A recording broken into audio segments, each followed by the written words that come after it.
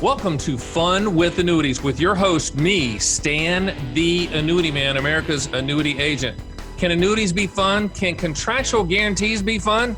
Absolutely they can. Find out the brutal facts about annuities with no sales pitches or high-pressure nonsense. Just the brutal and factual annuity truth, which is all you need to hear. Let's have some fun with annuities, and let's have that fun start right now.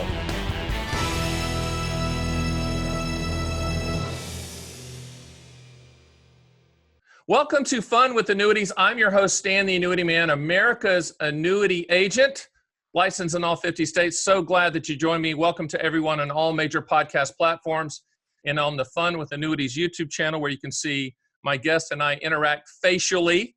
You know, we're interacting that way. We're having some fun. I am honored to have a person on today that is one of a kind.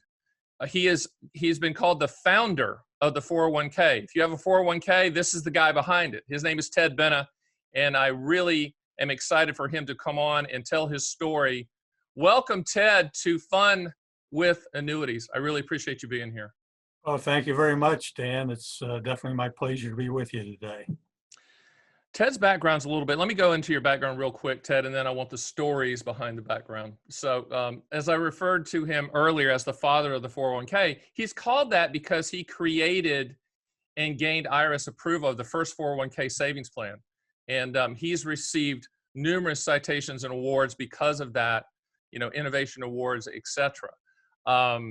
In fact, he has a Lifetime Achievement Award by Defined Contribution News. He's authored 5 books, including 2 of my favorites, 401k and IRAs for Dummies and 401k 40 Years Later, which gives away how long Ted's been hammering away at this 401k issue. So Ted, from that, can you tell us a little bit of background of how it all started and what brought you to the 401k and creating and gaining approval from the IRS for that first 401k savings plan? Sure, Stan. Well, my professional background, I was a benefit consultant and specialized in the retirement area. And so my work involved helping employers design and set up retirement programs. And, that was what I got paid to do. I was a techie guy, knew the law. So what generally happened was I got assignments where employers wanted to accomplish something, and I had to figure out how to be able to accomplish what it was they were looking to achieve. And that was what happened with this 401k thing. It was actually a Philadelphia area bank that hired me to do some restructuring of their retirement program. And without getting buried in the details as I was working through that, I realized this section of law could enable them to achieve what they wanted to accomplish, what the CEO wanted to accomplish, but the key was the employees were going to give up a cash bonus and have it be put into a retirement program. That was the basic issue. Mm-hmm. But in order for that to work, I had to get significant number of the bottom 2/3 paid employees who would be willing to do it. And I knew that just getting a little tax break wasn't going to cut it. So that was when I came up with the idea of, well, let's add a matching contribution. So, those that are willing to do this, they'll get a double incentive. They'll get some tax break, but they'll get some additional money from the bank. And, once that piece came to mind, I then realized, well, we could design this thing so employees could put money in pre-tax from their own paychecks. Now, I got to get back to the legislation. The legislation, Stan, that added this section K under 401 was passed in 1978. Well, it didn't include provisions for any of those 2 things in it, but it didn't say thou shalt not. So I chose to take the more aggressive interpretation. We presented it to the bank, and their attorney shot it down because he didn't want them being pioneers.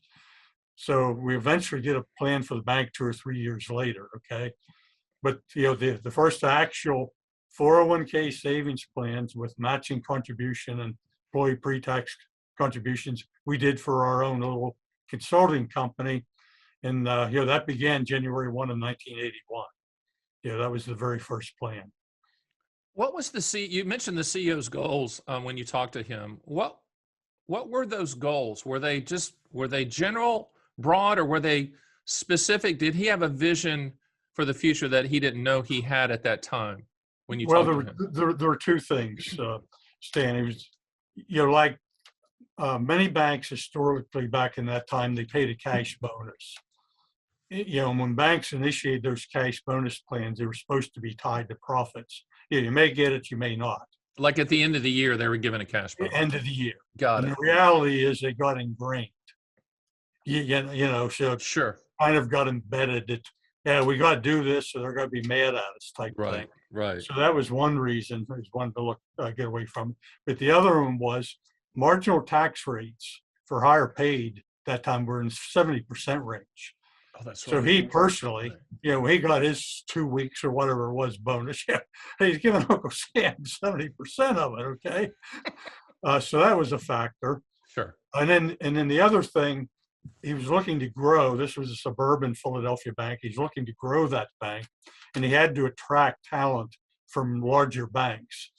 And larger banks had, something similar, that he had to be able to, to offer, to help attract them. So it's a combination of those things. So he was thinking of it from a tax standpoint, but also a little bit more futuristic of being able to recruit people away. That's fascinating. Do you still have contact with that CEO? Is that CEO still alive? Oh, I can't imagine. No. Okay. Yeah. This is intriguing. I think it's a great story for people to know, because if you have a 401k, and most people that work for companies that offer that, this is the guy that started it. The matching contribution part, I'm fascinated. Was that something you had in your head? Obviously, did you do that for your firm? And was it just something that you came up with? That's a very interesting idea out of the blue. How did that happen?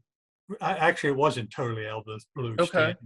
Stan, because we had at our company, our little company, and then most Fortune 500 companies had what were known as thrift and savings plans. Sure. Already in place.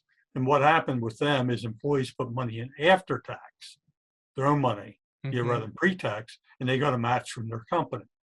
We had one of those. So we converted that plan so that employee money, rather than going in after tax, was now going to go in pre-tax, becoming technically what it became is a salary reduction. When you sign up for a 401k, you're actually signing up to have your employer reduce your salary and have that become an employer contribution, technically from a tax point of view. That's what we did. But long term, you've done so many people a favor, in my opinion, to be, disciplined to join the 401k defined contribution plan, then have the companies match. And honestly, you should be getting thank you letters from 10,000 baby boomers that hit 65 every single day. I mean, they don't know that. Hopefully this, that's the reason I wanted to have you on, is because it's like someone saying, well, Edison, he invented the light bulb, and, we use lights every day. Ted Benna invented the 401k, and we use 401ks every day. And this is affecting people's retirement. And I just think that I need to be your PR agent, Ted. I've just come to the conclusion I need to take you on the road. But I really appreciate that. What you've done, my employees are going to listen to this, and everyone's going to listen to this. I'm going to make my employees and say, listen, you got a 401k. Here's the reason why. Here's the guy. Here's the reason why it's even here. And I think that in the financial world, there should be, and you've won all kinds of awards, but you should have, I wish you'd have named it the Benna instead of the 401k. How did 401k happen? It's a section of the code. So that was the code. And it's a fluke politically. That's the amazing thing about this. Stand. Tell that story. Well, I have it covered in the in detail in the 401k 40 Years Later book. Okay. this was never intended to be a big deal. The estimated revenue loss was, maybe a few $1 million. So the IRS, stop for a second. The IRS underestimated this whole thing? Well, it's actually Congress, the budget office that Sure. has to strike what tax impact they expect to happen. They didn't think this would be a big deal. And frankly, it wouldn't have been had I not, added to what I did. Probably would not have been a big deal. And what's amazing about it, Stan, is my best guess is it's accumulated about $15 trillion. Say that again.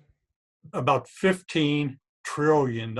Thank you. I just wanted you to emphasize the T. Thank you very much. The money that's been rolled into IRAs and so forth. But, the biggest benefit of it, Stan, is it's actually helped convert spenders into savers. Yes. That was, true of me personally. Most employees would not do this, if they had to do it on their own. And, they accomplish it because it comes off the paycheck first and, enables them to become successful savers. And, that's really what I appreciate most about it. You have, I guess I was thinking the correlation is hard to even come up with one that's that significant of what you've done from the standpoint of affecting people's lives. I think the only thing I can think of that would even be close if you came up with a pill that made people lose weight. That would be the only thing, in my opinion, that would be even close to the contributions you've made to people's everyday lives and retirements, which is amazing. You're one of the most humble people I've met, and I appreciate that. But there's some reason for you to gloat a little bit here.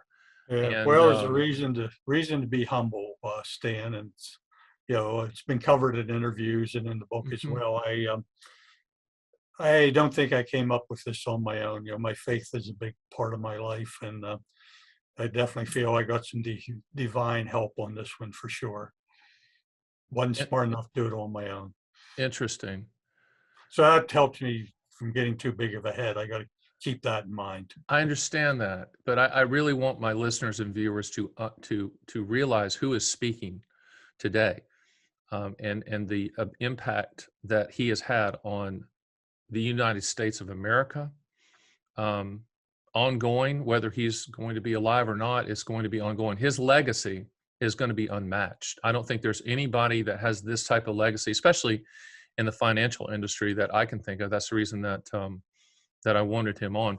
Let's talk about the 401k from the standpoint of the United States. Have other countries followed the Benna model?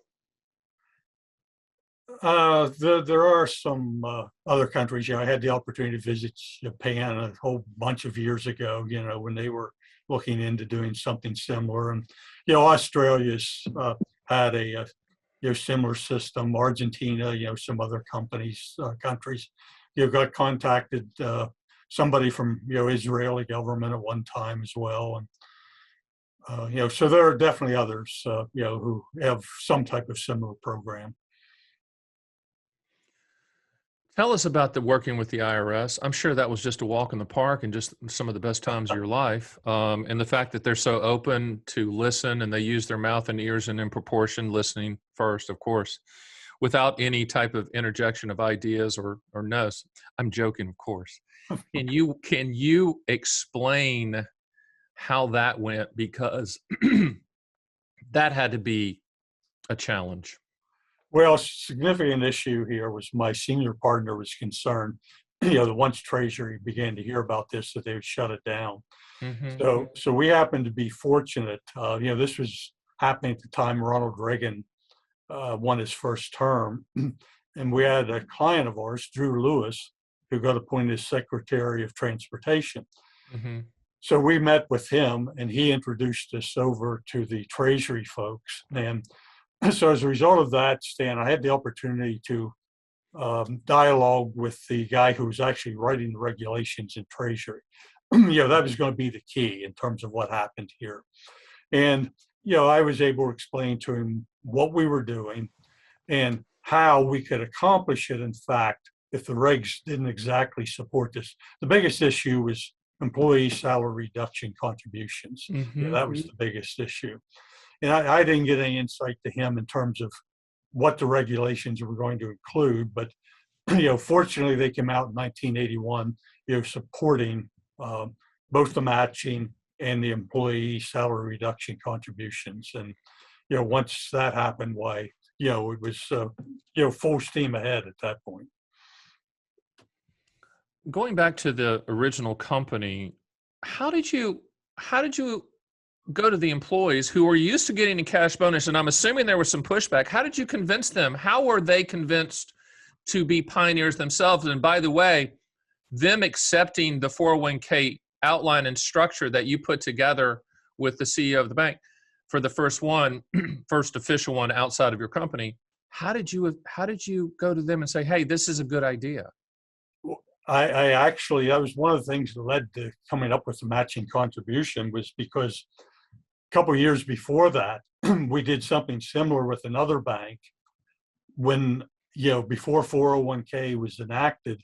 And there, what happened was the employees gave up, the whole cash bonus. It was eliminated, and without their choice, went off into retirement program. I had to face that audience and tell them, hey, your bonus is now going to be put away for your retirement. And I didn't get all clapping and standing up and saying, wonderful, okay? You didn't get a standing ovation, Ted? Did not get a standing ovation. So I had that experience, which is why when I was now working with this subsequent bank, I did not want to repeat that, and said, hey, first of all, the law changed. So now I could go out and say, well, you can decide whether you want to give up any of this cash bonus or not, and how much of it if you want. And if you do give it up, in addition to tax break, you're going to get some more money from the bank. So that totally changed the dynamics. It became a matter of choice rather than something was mandated for them. But they still were pioneers. They still had to buy in, trust you, trust the fact that the employer was going to match. There was a lot of leaps of faith from the employees to accept it. Do you agree? Yeah, I actually, Stan, once we first started to get this publicized, the first article ran was in Philadelphia Inquirer, and the writer of that article got lots of calls saying, from tax experts, hey, this can't be done. It's not legal. Okay. I'll give you another story.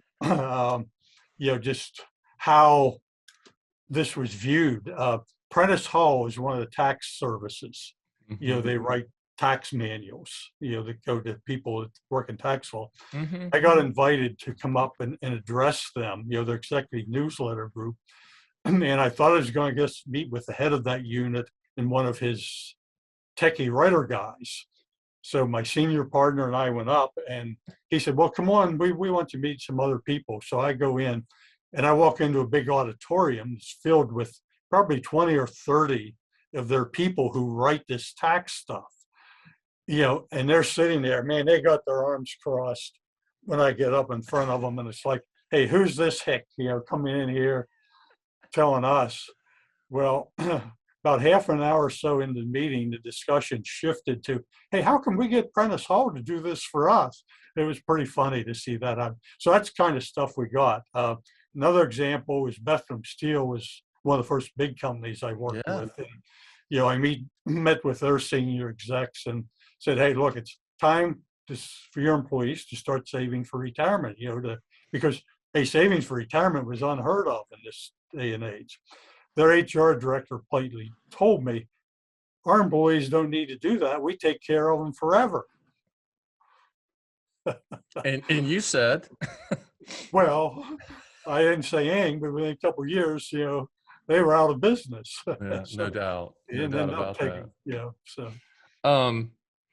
You were the personification of the pioneers take all the arrows, right? I mean, I would assume that in the early days when you first came up with it and were trying to educate people on it, did you feel like sometimes you were just showing paintings to blind people and have them envision and actually conceptually put it together in their heads? It was very challenging. Actually, what finally got us really rolling was a New York Times article. We had worked hard, trying to get either the New York Times or the Wall Street Journal to do an article, and finally did get one. Actually, one of the banks we were working with, was able to get that article established. And once that appeared, Stan, our phone started ringing. Finally kicked in.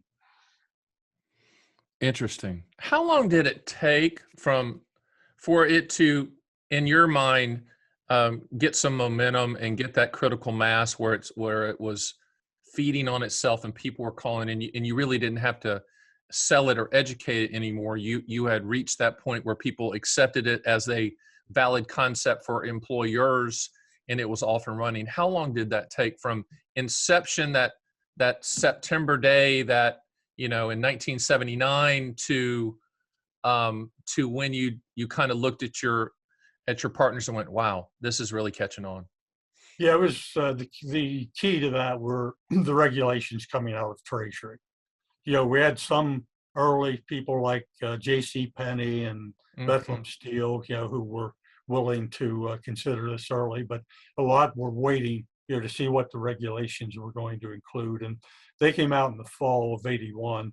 With that, basically, it resolved any issues around it. And let me get back, just to work through a little bit why big companies embraced this. If you take the Bethlehem Steel, they already had a savings plan where, as I mentioned, if people put money in after tax, got a match, from the company. But what happens, they were really just glorified Christmas clubs, because the employees could take their money out at the end of the year, which over 90% of them did. After 2 years, they could take out the employer money in those plans also, and around 90% did that as well. So, although they were technically supposed to be retirement plans, they weren't. Okay. Right, because people were taking the money and going and buying a boat. Yeah. Well, it was Christmas or whatever. Yeah. So what happened now, when CEOs, CFOs found out, hey, I'm putting 20, 30,000 a year into this plan after tax at a 72% tax margin rate, I could do this pre-tax. Well, obviously they had a high level of interest. So what happened is those companies now gave employees the choice: do you want to still be doing this after tax or pre-tax? But if you do it pre-tax, there's a gotcha, because you can't just take the money out every December. Now you're going to get your hands on it for hardship withdrawal.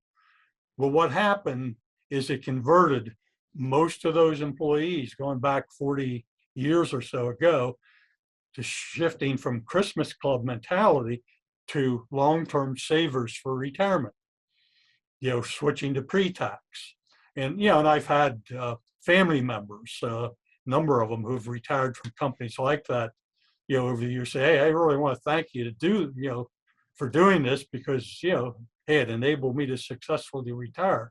One of them was a brother-in-law who was able to do that in his mid-50s. He wouldn't have otherwise. Which leads me back to what you've done in the legacy. And in my opinion, if you haven't won it already, I see people getting congressional medals of honor, and I'm like, why would they get that? I mean, I'm literally going to, after this, ask my PR team, what does it take?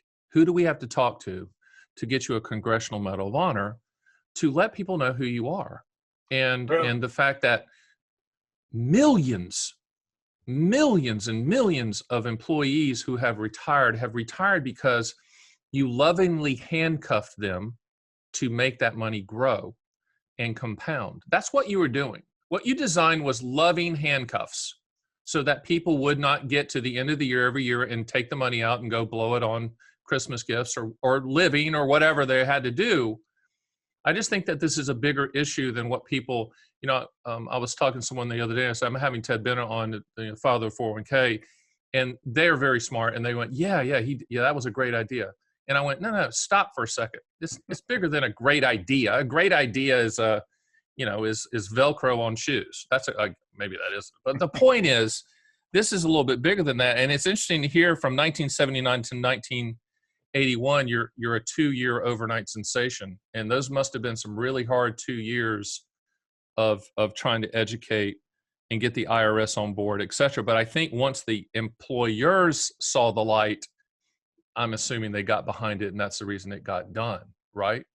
Well, absolutely, for sure, yeah. And yeah, I'm still actively engaged, Stan, actually the last 3, 4 years.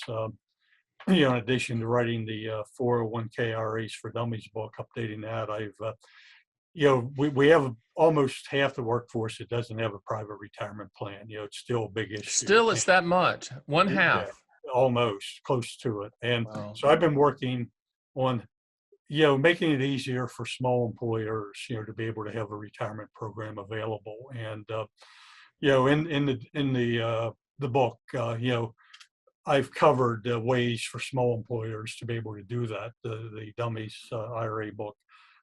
But also, at the end of that book, I was approached by a startup company. It's called actually Penelope, Penelope.co. Mm-hmm. They are a startup that's focusing on helping micro, female, and minority-owned businesses primarily. Mm-hmm. That market, which just nobody's really interested in. Easily to be able to have a plan, at affordable cost. And so I've been working closely with them with the design of the plans, how to accomplish that and, get it launched. And so I'm having a lot of fun with that and, very passionate about, Good. small employers, because small employers just aren't getting the kind of help they need. There's not enough money from the financial community. I mean, it's just not attractive to them. Where did you come from, Ted? Where'd you grow up? Tell us a little bit about that story, because I think it all dovetails into where you have arrived today. Can you give us that quickly? Yeah, I was going to say earlier, part of the reason I'm a humble guy, I grew up on a dairy farm milking cows starting at about age 6, Gotcha. South Central Pennsylvania. So now I'm back on a little farm that has a couple of horses in it up in North Central Pennsylvania. So helped me to keep me humble now to go out and feed the cats and the horses and Mm-hmm. deal with the stuff that horses do other than just eat. No, I get it. And then you went, what school did you go to? Where'd you get your education? Temple. So you're a Yeah. Temple owl, go Owls, right? Yep. And what did you major in at Temple? I was a math major. That doesn't surprise me, Ted. You're a math Yeah. major. And Yeah. then, And I actually did that. I was, my first job was in the home office of insurance company in Philly in their pension area.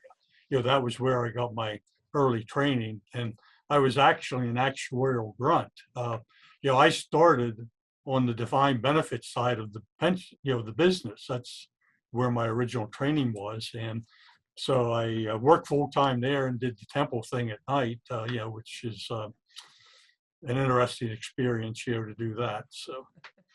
and for people out there listening, defined benefits, the reason you don't know what that means, a lot of you go, what's that? Defined contribution plans are the 401k that Ted created. Defined benefit plans are like unicorns. Those are pensions offered by employers. And I don't know what the percentage is now, Ted. What is the percentage of private industry that offers that? I'm sure it's less than 5. It's probably 5 or 6%, right? It's pretty small, and it was never more than 30%. There's a perception that everybody had a pension, but they really didn't. And when they talk about the good old days, the pension I was covered by at Provident Mutual in Philly, you had to be 30 if you're a male or 35 if you're a female to be covered. You had to stay until you're age 60 before you got a vested benefit. So those are good old days. When businesses went out, when they went under back in that day, the plans weren't funded. Employees lost a lot of their benefits, if not all of them. So what happened? Congress passed legislation to strengthen those plans, and we don't have time to get into details of it. I've covered in the 401k book 40 years later.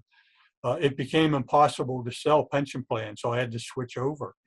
Companies no longer would set them up because of the way that legislation was. Some provisions of that. So I had to learn what defined contribution plans were. So you spent a lot of time in DC for sure. Yeah, absolutely. And so to get this Painful, done, yeah, I painful. was just going to say, that's a tough place to be. They do have some good restaurants, but it's a tough place to be. And I know back in the day, I remember reading an article about you out of Politico that was calling you the $10 trillion inventor, which I think is appropriate. I think that's who you are. You're just a philanthropic $10 trillion inventor that really created something for everyone to benefit from. And also too, I think it's made employers better because they almost have to have what you invented to be competitive as part of the overall benefits package that's out there. Um, Current legislation at the time of this tape, and people just look at the date, please, if you're listening to it down the road. Are you involved with some of the 401k plans that and the tweaking of them that Congress is working on? I haven't been actively engaged, Stan. I'd say right now the House just passed a bill this week. It's called the Secure Act 2. Mm-hmm. One of the provisions in that I've been pushing for a number of years, and that is to require all employers that have a plan to automatically enroll employees and to automatically increase their contributions annually. That I've had a role in promoting that. I'm assuming one side of the aisle really likes that, one side of the aisle doesn't, or they both like it because they all want to get voted in? I actually, this passed the House. I think there were only 4 negative votes. Who would So vote against that? Now, don't answer that question, but I, hypothetically, yeah, I didn't even bother I mean, checking. who in the world would vote against the employee, as an employer out here in a small company, um, big in the annuity world, but small in the regular world? I want to make sure that my employees are fully taken care of. We do have a 401k. We do have matching as maximum as we can do. Um, and it makes people, I think another thing that you've created, which you weren't was not intended at the time this you did this, was it makes an employer care whether they want to or not about their employees. It almost forces them to care, which I like. I think that's something that you also have given to society and business, that you know even if there's the biggest sociopath in the world as an employer CEO, to be competitive in the world, they have to implement Ted Bennett's 401k structure in order to be competitive, or people will leave. Hey, That most has most Go mo- ahead. most most employment ads will say we have a 401k with a matching contribution. Yeah, when you look at employment ads, so Th- that definitely it's a big does that factor. make you smile? Seriously. Well, it does, yeah. But from an employer's perspective, studies have shown that having a good plan helps to reduce turnover, and turnover is expensive, for most employers. Definitely a costly thing. Do you feel that traditional 401k plans currently are too complex? Well, they're definitely extremely complex. There are 4 different types of 401ks right now. Okay. Three types of employer-sponsored IRAs, and they're in the Dummy's book. So small employer actually has 7 different possibilities.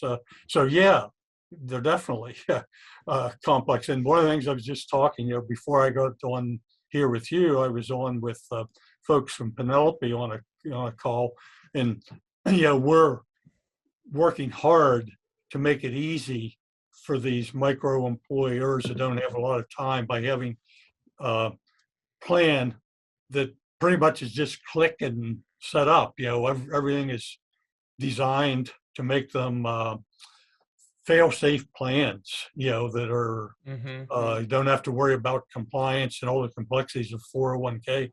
The only thing they really have to be able to do is make the employer contribution, that would be required with the plan. But otherwise, it's pretty much click and go, very easy to set up. And that's taking all the complexity out, because they're horrendously complex. Is that Very your much. passion currently, is to make this simpler? Well, to make it attractive for small employers to be able to do it and provide it with their employees without having to really get bogged down in all the complexity. Absolutely. Definitely a passion. So do you have a percentage in your head of those 50% of employers that aren't offering it that you would really like to, for that to get to less than that percentage? Is it, you want to decrease that by 100%, 25%? Yours, 100%. see, I love that about you, man. You're Well, just, and this is one of the other things I've been promoting that didn't get included in this bill in the House, and that is to require employers to offer the payroll deduction savings plan, make it mandatory from day one, from date of hire. from day one of the business opening. Well, maybe give them, a year or whatever, to get their business established. But after that, hey, they have to. Hey, I've run small businesses, Stan, and you do too. I mean, deducting money from somebody's paycheck and sending it off the invest, it's not a big deal. I mean, It's really not. It well, seems like a no, heavy lift. I know that, just giving my version of that, obviously when you start a business, people always ask me, you started this business and you knew it was going to, I didn't know anything when I started the business. All I knew is it was me and my wife, and we were trying to make ends meet and do the right thing and offer good advice. And now it's grown to this big thing. But when we decided to implement the 401k, it seemed like a harder lift than it actually was.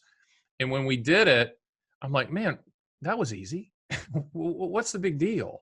And I think that's going to be that's the educational part that needs to happen better in the industry of the what's the big deal, and to have small businesses from the get-go start thinking about that, and not just relying on the government and Social Security to be that backstop. It was never put in place to be that. So I applaud you for that, definitely. So I wanted to ask you, the 401ks are now, some of them are now starting to offer annuity lifetime income benefits internally inside of them, not all. And it's controversial from the standpoint of who do you let in and what type of annuity and all that stuff. I think the fact that we're talking about it is a positive, but that doesn't mean the end result's going to be a positive. My fear is that the big, huge annuity companies will be the only ones allowed on the platform. And that is not a fiduciary approach, because annuities are commodity products. They should be shopped for all carriers for the highest contractual guarantee. What is your take on this new direction for 401ks? Not just having an accumulation vehicle, but also having a choice internally for decumulation lifetime income at some point in time. What are your thoughts on that? I'm clearly not in favor of doing it inside the 401k while you're accumulating your money. But I'm a huge fan that when individuals are retiring, that pretty much most who are retiring are going to have to really worry a lot about, how do I make this last the rest of my lifetime? Right. And I'm a huge fan of them committing maybe half or Sure. Whatever it whatever, takes. Whatever yeah. to lock in a guaranteed life income, Sure. Stan. And I've recommended you for that. I know. I Uh, appreciate that, but I find it yeah, interesting, and well, let me just make one other point on this. That's another thing I'd like to see Congress do to help encourage that, and that is to give a tax break of maybe $1,000 or $2,000 a month for somebody who does at retirement commit to a lifetime stream of income. Again, to have to focus more attention, when considering doing that. that's a really good idea. I've never heard that. I think that would be good, that you say, okay, at the end, when you retire and you have to make the decision on the 401k to roll it to an IRA, you could get a tax break for putting whatever portion amount to create the lifetime income stream you need in addition to Social Security. You get a tax break for that. I think that's genius. I know people are going to be surprised about this, and I apologize for interrupting you, but I was excited when you said what you said. People instinctively think that I'm all for 401ks putting annuity choices inside of the plan, but I kind of laid out the problem with that, is that there is not their pure choice, and I think the big boys are going to win because they're going to get on the platform, and the maybe a smaller A+ rated company is not going to get on that platform. And the other thing too is it's missing the whole point of what Ted created, which is accumulation growth. Once you do that, once you put money into a lifetime income stream annuity, it's kind of locked in. And I think that is a negative. And certainly people in their 30s and 40s and 50s, they shouldn't really be doing that. In my opinion, they should be allowing that money to grow. But I think this is political, Ted. And I want your take on this. I think the reason we're seeing this happen is the government knows Social Security is being used improperly. It's being used as the primary income source. And with the qualified longevity annuity contract they put out with IRAs, and with this income annuity choices in some 401ks, that's a big red flag that the government's saying, hey, we really want you, the consumer, to plan for your income. I just think they might be going about it the wrong way. Your thoughts? Well, it's definitely political, but I think it's probably, frankly, more politically driven by the lobbyists who want that opportunity more than anything else. That's a good point. The Those insurance are what lobby is huge. You're right. Yeah. Now, the other thing is, Stan, hey, when I was at Provident Mutual, one of the things I did as an actuarial grunt is build those annuity tables for buying those annuities, back in the 60s. And those rates were horrible. I mean, they were so loaded in favor of the insurance company. Sure. And, and Provident Mutual wasn't they weren't a horrible company. They were a pretty decent company, but still, they were totally loaded in their favor. And, but the other issue you mentioned, you need to be accumulating and you get locked into a low return. But otherwise, your life changes. There's so many things that happen, during your lifetime. You might not even live, to be worrying about retirement. And the other point, as you well know, the annuity market changes so rapidly. And your best opportunity is taking advantage of the market at a time you want immediate income, rather than buying something 10 or 20 years earlier than that, to do the kind of shopping you do, to take advantage of where the market is today. I call that defer to SPIA, meaning that you keep your powder dry until the exact moment that you need lifetime income. And then at that exact moment, you buy the most efficient, highest contractual guaranteed annuity on the planet called an immediate annuity, which, oh, by the way, pays that agent the least amount of commission, which is the reason you never see them, but it's pro customer. So what Ted's saying, and I agree with him, it's a defer to SPIA model from the deferred contribution plan to an immediate annuity for lifetime income if you need lifetime income upon your retirement. I think one of the things that you said was it just shot a light bulb into my eye, which is the biggest lobbying group on the Hill is the insurance industry lobby. People say the NRA has power. The NRA is a flea compared to the life insurance and annuity lobby on the Hill. And so always follow the money. And if you're seeing these things inserted into the 401ks of the world, that means like Ted said very astutely, that means the annuity company wants their piece of that 401k pie that's trillions of dollars that Ted created. They want a piece of that. And it's nothing more than that. I think another poignant thing that you said was, if someone early in their 30s and 40s and 50s are locking in a lifetime income guarantee, that and something changes in their life or they die prematurely, that was a bad choice, which leads to the defer to SPIA being a better choice. Interesting take on that. Yeah. Well, and Stan, out for your benefit of your listeners, I mean, I totally support what you do, and I've read your books and your approach, and it's definitely you're the guy to go to in this stuff. Well, I appreciate that. I'm not getting paid anything, by the way. I'm certainly a unicorn in the industry of sales pitches, that we just sell contractual guarantees because they're contracts, and not everybody needs an annuity. There's many types, but simple is better. And I always say, if you can't explain it to a 9-year-old, don't buy it. That's the whole Warren Buffett thing, right? So no offense to 9-year-olds, where do you looking, as Gretzky said, you don't skate behind the puck, you skate to where the puck's going to be. Where's the 401k puck going to be? Where do you think it's all headed, Ted? Well, what I'm concerned about, and it's part of it's due to this legislation's going through, is we almost lost 401k back in Reagan Tax Reform Act. First version of that would have killed it, and we had a massive fight to preserve it. It's under attack again now, as it was then.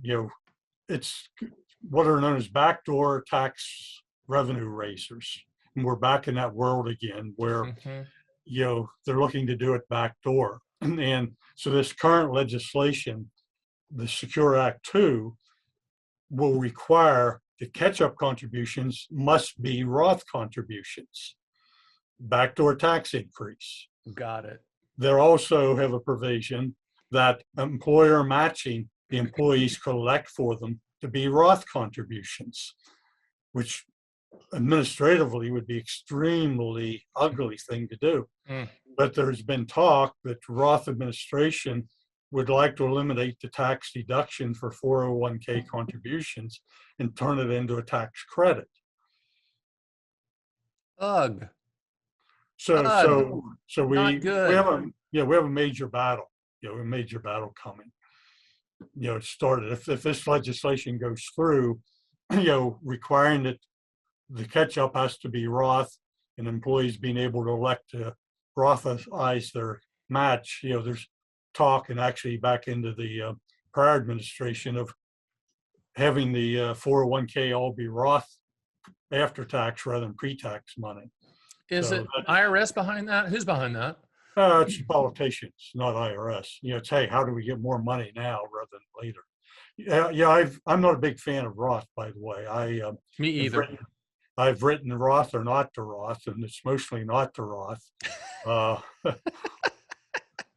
And I've done a lot of reasons. It's in the Dummies book. Again, not to overpush that, but no, we're going to have a link to your books on. We're going to have a page for you on my site so people can look at those. But anyhow, it's just grossly oversold. I mean, for most people, Roth is the wrong idea. But the government's pushing it, and the states are. Yeah. Oh, they're pushing it, and also the states are mandating having retirement plans where the money goes into Roth as well, because they want the tax revenue now. They don't want it 10 or 20 years from now. That's what that's all about. I think we're probably at the same table on this comment I'm getting ready to say. And I always tell people, Ross, here's my opinion. You're placing a lot of trust in politicians to not change the rules or not means test it or not say you can only use it for this, this, and this. So you're paying upfront taxes and you're saying those people in Washington, I really trust them. I know they're going to keep their word on that. And my comment to the Roth issue is, everything in life is a voting block, everything. I don't care what it is.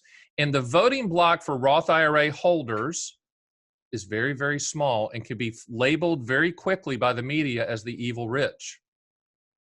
And that's what's happening right now since Peter Thiel, opened his Roth and now it's worth $5 billion. No, that's not fair. Well, how's it not fair? He played by the rules. Just remember, when they're attacking billionaires, they're coming to you next. Okay, so kind of like what they're talking about unrealized gains at the time of this taping. They're talking about taxing unrealized gains, which could be, Ted, the dumbest thing I've ever heard. But I agree with you on the Roth IRA. Do you share in my opinion about the trust issues with Roth? Well, that's one. There are many others, but yes, absolutely. Political risk is clearly one of them. And maybe. What are the others? Well, the first one is the fact that from day one, people have been asked, do you expect tax rates? You win with Roth only if tax rates are higher and you take the money out than when you put it in. From day one, people have been asked, do you expect tax rates to go up or down? Their answer, we always expect it to go up. Well, tax rates are actually lower now than when Roth started. So people played that game, haven't won, okay? The other point is that when you're building a nest egg for retirement, it's best to build it faster rather than slower.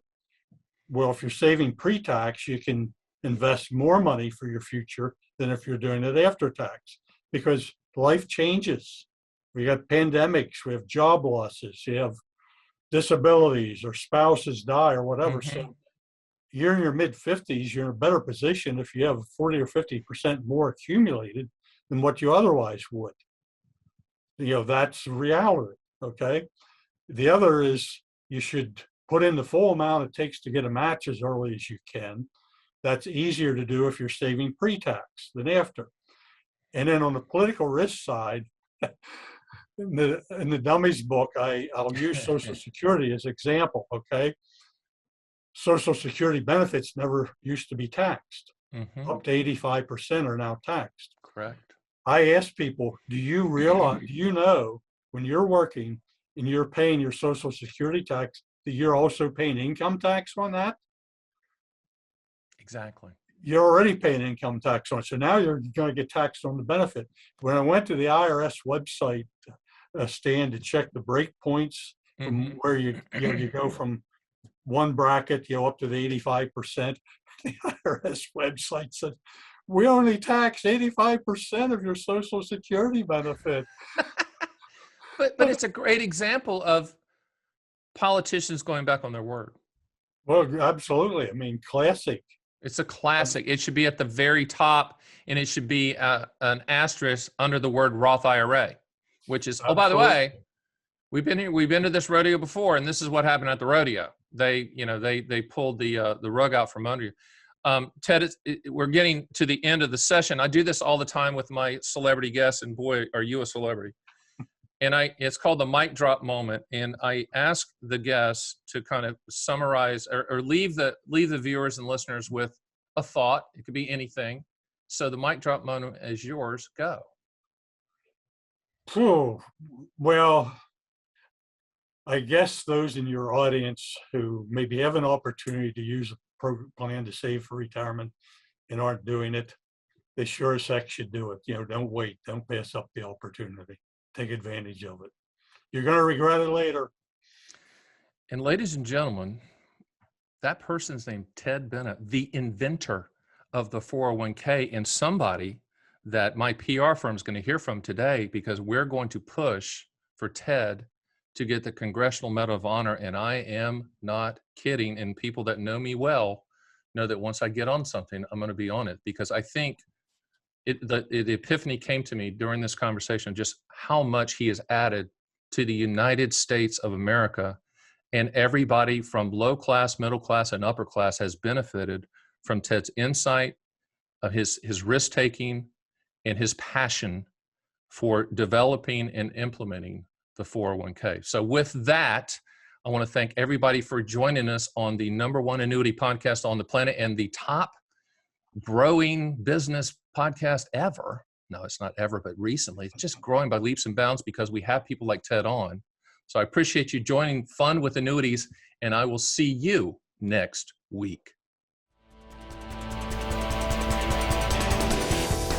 Thanks for listening to Fun with Annuities. Please hit the subscribe button and make sure to go to my site at theannuityman.com, where you can run your own SPIA, DIA, and QLAC quotes and see a live feed of the best MIGA fixed rates in the country, and even get indexed and income rider quotes as well. You can also sign up for my 6 annuity owner's manual books, and I'll ship them for free and under no obligation. I also encourage you to schedule a one-on-one call with me, Stan the Annuity Man, so we can have a full discussion of your specific situation. It will be the best brutally factual and truthful advice you will ever get, and that's one guarantee you should definitely take advantage of. So join me next time for the #1 annuity podcast on the planet, Fun with Annuities.